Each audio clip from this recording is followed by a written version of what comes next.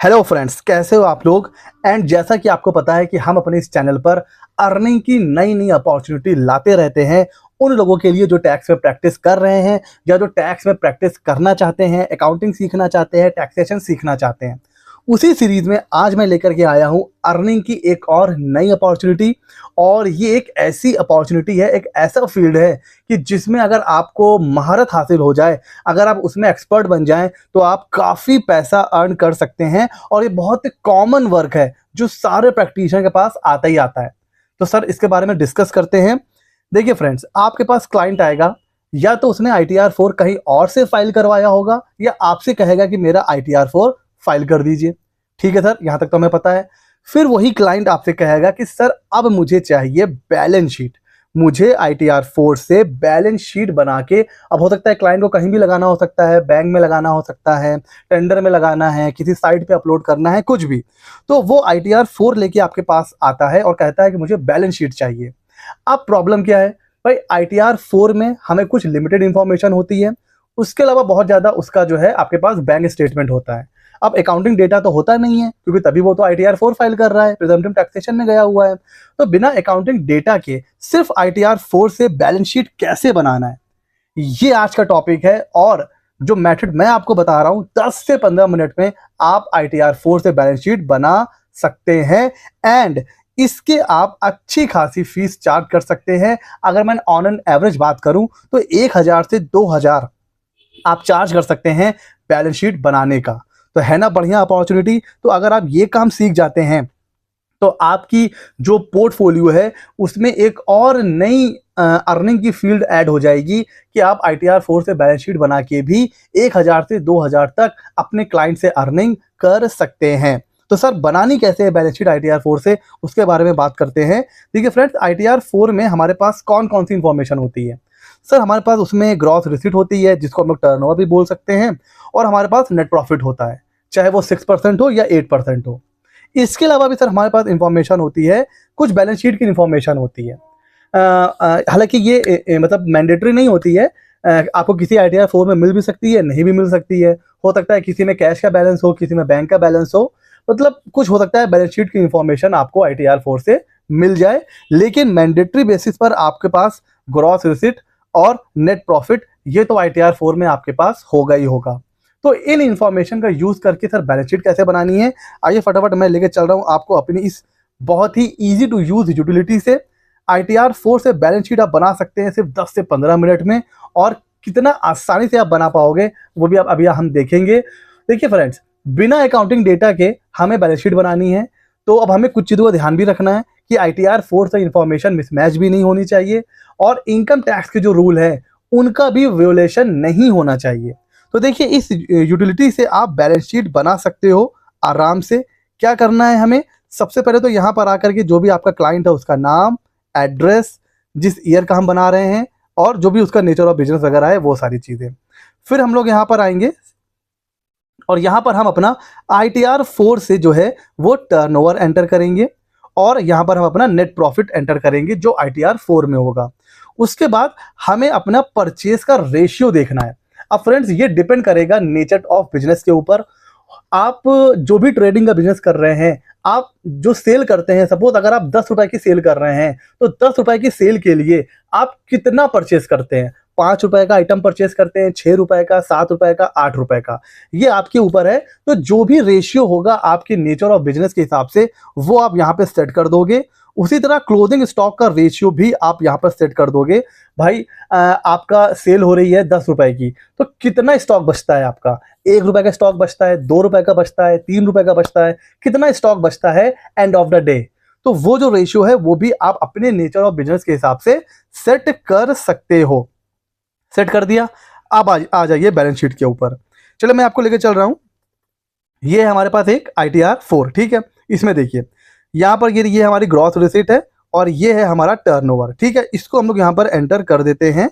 Dashboard में आते हैं और यहाँ पर हम एंटर कर देते हैं हमारा टर्नओवर 985,600, 985,600, ठीक है सर। अब नेट प्रॉफिट आ जाते हैं 536,500, 536,500, ठीक है। अब देखिए, अब क्योंकि यहाँ पर जो नेट प्रॉफिट का रेशियो है वो सेल से 50% से ज़्यादा है अप्रॉक्स, इट मीन्स परचेज कम हो रही होगी। तो हमारी परचेज में भी हो सकता है 50% के आसपास हो रही है, ये हमने सेट कर दिया। क्लोजिंग स्टॉक हमने अभी 14% ही छोड़ देते हैं क्योंकि ये हमें एडजस्ट करना पड़ेगा। आ जाते हैं बैलेंस शीट के ऊपर।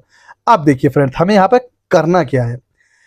ये जो मिसलेनियस एक्सपेंस का आपको रो दिख रही है, कॉलम दिख रहा है, इसको आपको सेट करना है बिटवीन 5,000 से 10,000। देखिए मिसलेनियस एक्सपेंस वो एक्सपेंस होते हैं जो कहीं और क्लासिफाई नहीं हो रहे हैं, तो ये बहुत ज़्यादा नहीं होते हैं 50,000 1 लाख, ये होंगे 5,000 या 10,000 12,000। तो नॉर्मली इसको आपको सेट करना है 5,000 से 10,000 के बीच में।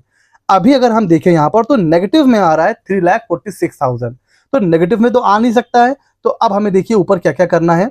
अगर हमारा कुछ ओपनिंग स्टॉक है तो वो हम यहाँ पर एंटर करेंगे, वरना इसको हम जीरो कर देंगे। ठीक है, तो इसको भी हम अगर जीरो करके देखते हैं तो अब यहाँ पर देखिए ये माइनस का अभी भी 1,93,000 आ रहा है। ठीक है, अब हम इसको कैसे 5,000 से 10,000 के बीच में लाएंगे। हम अपना जो परचेज का रेशियो है इसको हम थोड़ा सा कम कर सकते हैं, 45 कर सकते हैं, और हम क्लोजिंग स्टॉक को थोड़ा सा बढ़ा करके इसको हम अगर हम 17 कर देते हैं। ठीक है, अब देखते हैं ये कितना हो रहा है। अभी भी ये 1,13,000 माइनस में है। अब हम क्लोजिंग स्टॉक को थोड़ा सा रेशियो बढ़ा के 20 कर देते हैं सर। अभी भी कुछ माइनस में आ रहा है। अब हम थोड़ी सी परचेज हमें और कम करनी होगी, तो हम परचेज को अगर हम 40% पे ले आते हैं, अभी भी माइनस में आ रहा है। इसी तरह हमें सेट करना है, ये मैं आपको प्रैक्टिकली करके बता रहा हूँ, क्योंकि देखिए यहाँ पर जो ITR फाइल हुआ है इसमें नेट प्रॉफिट काफ़ी ज़्यादा है as compare to cell.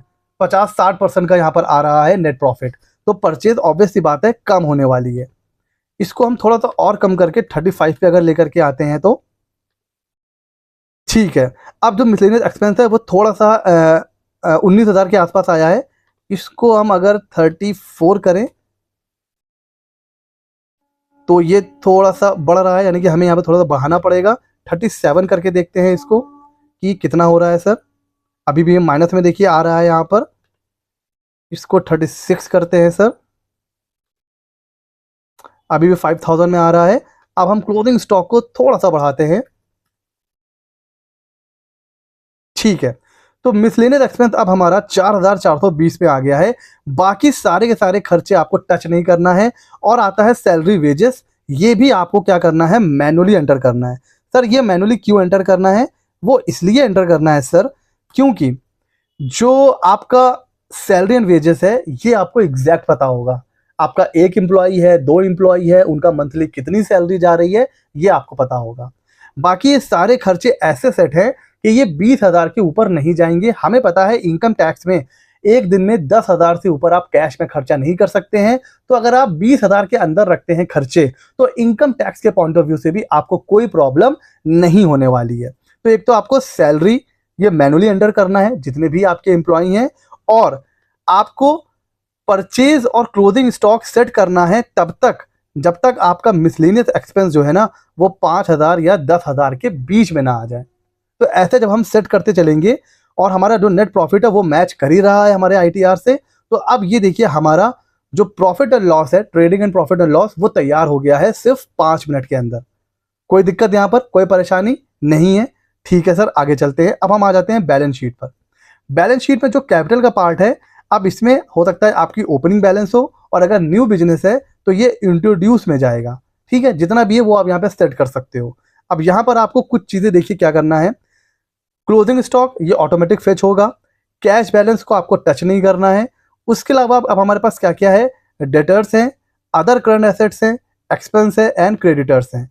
Depreciation schedule, जितनी भी आपके पास फिक्स्ड एसेट्स अगर आपको दिखाना है तो वो आप यहाँ दिखा सकते हो, नहीं दिखाना है तो उसको आप 0 कर दीजिए। ठीक है सर। अच्छा, अब यहाँ पर देखिए हमें अगर कैश एंड बैंक बैलेंस आपको ज़्यादा लग रहा है तो आपको क्या करना है, ड्राइंग को मैनुअली एंटर करना है। ड्राइंग को मैनुअली एंटर करना है। तो अगर हम इसको थोड़ा सा बढ़ा दें और 85,000 कर दें तो अब हमारा कैश बैलेंस देखिए 79,000 हो गया है। उसी तरह इसको हम थोड़ा सा और बढ़ा देते हैं, 95,000 कर देते हैं, तो हमारा कैश बैलेंस 69 हो चुका है। डेटर्स और क्रेडिटर्स ये भी आपको मैनुअली एंटर करने हैं। सर क्यों? क्योंकि ये भी बिजनेस टू बिजनेस डिपेंड करता है। हो सकता है आपका बिजनेस ऐसा हो कि 100% जो सेल हो रही है वो कैश में हो रही है। तो उस केस में क्या होगा, अगर सब कुछ कैश में हो रहा है तो फिर आपके जो डेटर्स हैं वो बहुत कम होंगे या ना के बराबर होंगे। उसी तरह अगर आपकी परचेज पूरी कैश में हो रही है तो क्रेडिटर्स आपके ना के बराबर होंगे या होंगे ही नहीं। तो आपको क्रेडिटर्स और डेटर्स ये आपको क्या करने हैं, मैनुअली एंटर करना है। और आप कैश बैलेंस जो है ना वो कभी भी बहुत ज़्यादा मत दिखाइए, 1 लाख से अंदर ही रखिए, ठीक है। क्योंकि अगर आप ITR 4 फाइल कर रहे हो तो आप बहुत ज़्यादा कैश मत दिखाइए, तो आपके लिए अच्छा होगा। तो हमेशा ध्यान रखिए कैश बैलेंस ये आपको हमेशा 1 लाख से नीचे रखना है। कितना रखना है सर? 1 लाख से नीचे रखना है, ठीक है सर। तो इस तरीके से हमारा देखिए कितना टाइम लगा, 10 से 15 मिनट अभी नहीं हुए हैं और हमारी बैलेंस शीट और प्रॉफिट एंड लॉस तैयार हो गया है। एक बार फिर से फटाफट रिकैप कर देता हूं। आपको क्या करना है, ITR 4 से टर्नओवर लिखना है, नेट प्रॉफिट लिखना है, परचेज और क्लोजिंग स्टॉक ये डिपेंड करेगा आपके नेचर ऑफ बिजनेस के ऊपर। जितना भी अगर 70% आप परचेज करते हो तो वो आपको यहाँ पर एंटर करना है। उसके बाद आपको प्रॉफिट एंड लॉस में ध्यान क्या रखना है, ये जो आपका मिसलेनियस एक्सपेंस है इसको आपको सेट करना है 5,000 से 10,000 तक। इन शॉर्ट 10,000 के नीचे रखना है। तो आप उस हिसाब से दो चीजें सेट कर सकते हो। जैसे अभी हमने देखा था, परचेज रेशियो को आप कम ज्यादा कर सकते हो और क्लोजिंग स्टॉक को कम ज्यादा कर सकते हो। अब बहुत ज्यादा मत करिएगा क्लोजिंग स्टॉक को। क्लोजिंग स्टॉक 20 से 25% तक चलता है। आपकी परचेज का, सेल का 20-25% क्लोजिंग स्टॉक होता है, नॉर्मल कोई भी बिजनेस हो।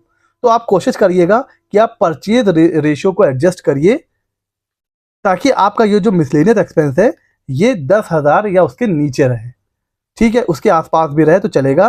तो इस तरह से आप ITR 4 से बैलेंस शीट बना सकते हैं। और जो इनकम टैक्स का रूल है कि 10,000 से ऊपर आप कैश में खर्चा नहीं कर सकते हैं, उस हिसाब से ये सारे एक्सपेंस जो है ना ये 20,000 के ऊपर जाएंगे ही नहीं, क्योंकि फॉर्मूला मैंने सेट कर रखा है। ये जो भी खर्चे हैं ये 20,000 के अंदर ही रहने वाले हैं। तो इनकम टैक्स के पॉइंट ऑफ व्यू से भी कोई प्रॉब्लम नहीं होने वाली है। तो कैसा लगे ये वीडियो हमें ज़रूर बताइएगा। हमारी ये जो यूटिलिटी है ये आपको कैसे लगी ये हमें ज़रूर बताइएगा। ये जो यूटिलिटी है ये आपकी हो सकती है सिर्फ और सिर्फ ₹249 में। जी हाँ फ्रेंड्स, सिर्फ और सिर्फ 249 रुपीज़ में ये आपकी हो सकती है। लिंक इसका डिस्क्रिप्शन में है।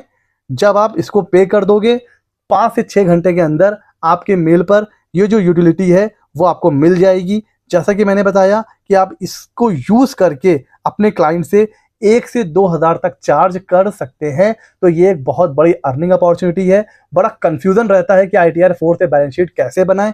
तो इस छोटी सी यूटिलिटी से आप अपने क्लाइंट को बैलेंस शीट बना के दे सकते हैं। सिर्फ 249 रुपीज़ का इन्वेस्टमेंट है और ये यूटिलिटी आपकी हो जाएगी। कैसी लगी ये हमारा छोटा सा सॉफ्टवेयर हमें ज़रूर बताइएगा। ऐसे ही मज़ेदार और इंटरेस्टिंग वीडियो के लिए CA Mitra 24 को सब्सक्राइब कर लीजिए। मिलते हैं अगले नॉलेजेबल वीडियो में।